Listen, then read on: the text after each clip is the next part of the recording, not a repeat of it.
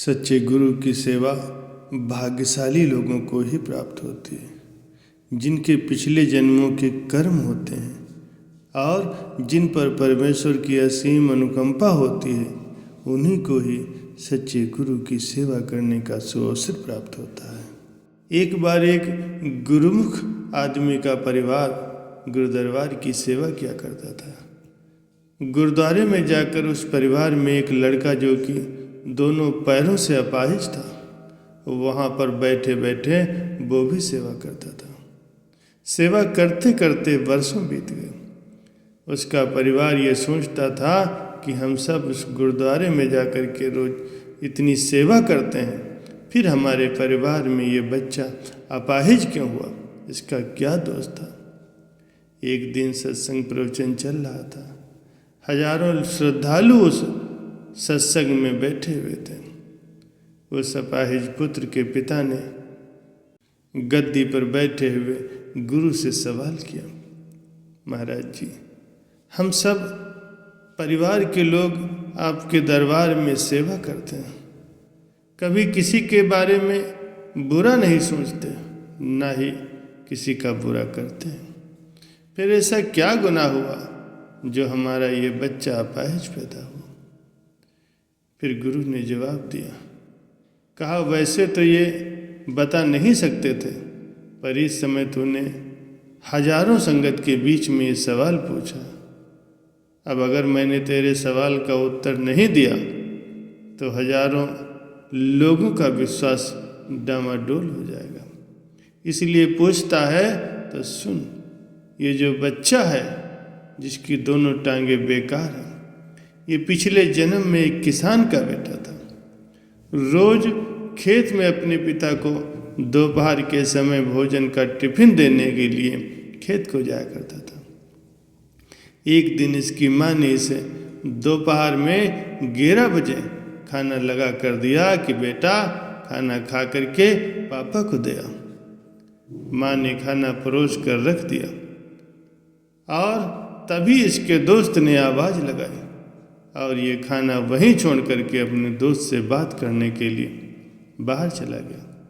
इतने में एक कुत्ता घर के अंदर घुसा और वो थाली में खाने लगा, और जैसे ही ये घर वापस आया तो कुत्ते को थाली में मुंह डालते हुए देखकर पास में ही रखे एक लोहे की राड को उठा लिया, और इसने ये भी नहीं सोचा कि खाना तो अब जूठा हो चुका। बिना सोचे समझे उसने इस कुत्ते की दोनों टांगों पर इतनी जोर से लोहे की राड का प्रहार किया कि वो कुत्ता अपनी जिंदगी भर जब तक वो जिंदा रहा दोनों पैरों से बेकार होकर के घसते घसते अपनी जिंदगी को बिताया और आखिर में तड़प तड़प कर मर गया। ये उसी कुत्ते की बद्दुआ का फल है जो इस जन्म में इसकी दोनों टांगे बेकार हैं। ये अपाहिज होकर के पैदा हुआ। इस संसार में इंसान को अपने कर्मों का फल भुगतना ही पड़ता है। इस जन्म में अगर किसी की टांग तोड़ी है तो स्वाभाविक है कि अगले जन्म में अपनी टांग तुड़वानी ही पड़ेगी। इसलिए जो भी कर्म करो सोच समझ कर करो, अच्छे कर्म करो, कभी किसी का दिल न दुखाओ, हमेशा ही सत्कर्म करते रहो। प्यारे सज्जनों, ऐसी ही एक बीवी जी थी। उन्होंने नामदान लिया हुआ था, बहुत भजन सिमरन भी करती थी, सेवा भी करती थी और किसी को कोई गलत बात नहीं बोलती, सबसे बड़े प्रेम से मिलकर रहती थी। वो सिर्फ एक चीज़ से दुखी थी कि उनका आदमी उनसे रोज किसी न किसी बात पर लड़ाई झगड़ा करता था, मारता पीटता था। उस आदमी ने कई बार इनको इतना मारा कि उनकी एक हड्डी भी टूट गई थी, लेकिन उस आदमी का रोज का काम था लड़ाई झगड़ा करना, मारपीट करना। उस बीबी जी ने एक बार अपने गुरु से अर्ज की, महाराज जी, सच्चे पातशाह, मैंने ऐसी कौन सी भूल की है? मैं सत्संग भी जाती हूँ, सेवा भी करती हूँ, भजन सिमरन भी आपके हुक्म के अनुसार करती हूँ, लेकिन फिर भी मेरा आदमी मुझे रोज मारता है, रोज लड़ाई झगड़ा करता है। मैं क्या करूँ? महाराज जी ने कहा, क्या वो तुझे रोटी देता है? बीवी ने कहा, रोटी तो देता है। महाराज जी ने कहा, फिर ठीक है, कोई बात नहीं। उस बीवी ने सोचा कि शायद अब गुरु की कोई दया, कोई मेहर हो जाएगी और वो उसको मारना पीटना छोड़ देगा, लेकिन ऐसा कुछ नहीं हुआ। उसकी तो आदत बन गई थी रोज ही अपने घरवाली की पिटाई करने की। कुछ साल और निकल गए। उसने फिर महाराज जी से कहा कि महाराज जी, मेरा आदमी मुझे रोज पीटता है, रोज लड़ाई झगड़ा करता है, मेरा क्या कसूर है? महाराज जी ने फिर उन बीवी जी से कहा कि क्या वो तुम्हें रोटी देता है? उस बीवी ने कहा, हाँ महाराज जी, रोटी तो देता है। तो महाराज जी ने फिर कहा, फिर तो सब ठीक है, तुम अपने घर जाओ। बीवी बहुत निराश हुई। महाराज जी ने कहा, ठीक है।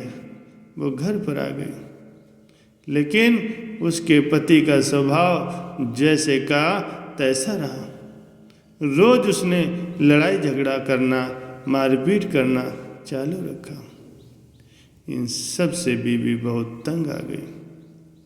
कुछ एक साल और गुजरे और उन्होंने फिर महाराज जी के सामने अर्ज लगाई, महाराज जी, मुझे वो अब भी बहुत मारता है, उसने मेरे हाथ की हड्डी भी तोड़ दी, मेरा क्या कसूर है? मैं सेवा भी करती हूँ, सिमरन भी करती हूँ, फिर भी मुझे जिंदगी में सुख क्यों नहीं मिलता? महाराज जी ने फिर कहा, क्या वो तुझे रोटी देता है? बीबी ने अर्ज लगाई, हाँ रोटी देता है। महाराज जी ने कहा, फिर ठीक है। ये बात सुनकर वो बीबी जोर जोर से रोने लगी और बोली, महाराज जी, मुझे मेरा कसूर बता दीजिए, मैंने कभी किसी के साथ बुरा नहीं किया, फिर मेरे साथ ऐसा क्यों हो रहा? महाराज कुछ देर तक तो शांत रहे, फिर बोले, बीवी जी, तेरा घरवाला तेरे पिछले जन्म में तेरा बेटा था, तो उसकी सौतेली माँ थी, तो रोज उसको सुबह शाम मारती थी और उसको कई कई दिनों तक तो भूखा रखती थी। शुक्र मना, तो उसकी सौतेली माँ थी, तो रोज उसको सुबह शाम मारती थी। शुक्र मना, इस जन्म में वो तुझे रोटी तो देता है। ये बात सुनकर वो बीबी एकदम से चुप हो गई। महाराज जी ने कहा, बेटा, जो कर्म तूने पिछले जन्म में किए हैं, ये उसी का भुगतान है। ये भुगतान तो तुझे करना ही है।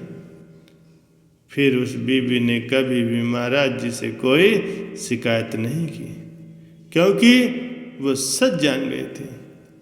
प्यारे सज्जनों, इसलिए हमें भी कभी भी किसी का बुरा नहीं करना चाहिए, सबसे प्रेम प्यार से रहना चाहिए।